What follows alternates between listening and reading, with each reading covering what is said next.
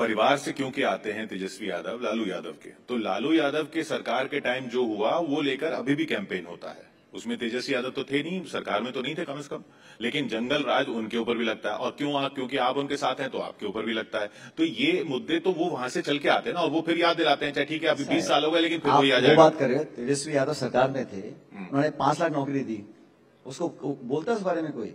उन्होंने अपने कार्यकाल में ऐसा क्या गलत काम किया, मुझे बताइए।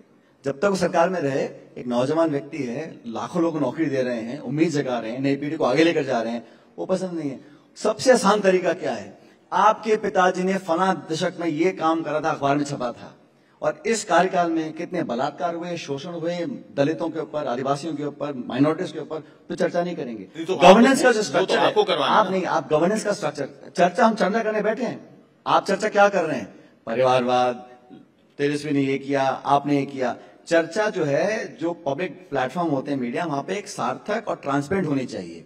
आप सिर्फ और सिर्फ जो विपक्ष में है उनको आरोपी बनाना चाहते हो, उनको कम आंकना चाहते हो, ये पब्लिक की गले उतरती नहीं है। नैरेटिव बिल्डिंग होता है तथ्यों के आधार पर, परसेप्शन के आधार पर, लेकिन सिर्फ आप व्हाट्सएप चला चला के किसी को बदनाम करने की कोशिश करो, कब तक चलेगा?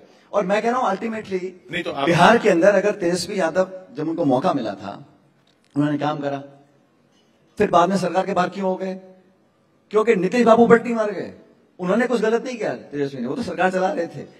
अब उनका मन क्यों बदला? बीजेपी ने क्या प्रलोभन दिया? और अब उनको क्या दोबारा मुख्यमंत्री बनाएंगे सत्ता आने के बाद?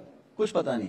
तो उनके लिए सारे कानून माफ हैं, सारी परंपराएं माफ हैं, सब कुछ कर सकते हैं। सारे सवाल विपक्ष के ऊपर। आज भी कुछ देश में गलत हो जाए, साहब नेहरू जी ने ऐसा किया था, मनमोहन सिंह जी ने ऐसा किया था, आपने क्या किया 11 साल में, मुझे बताओ।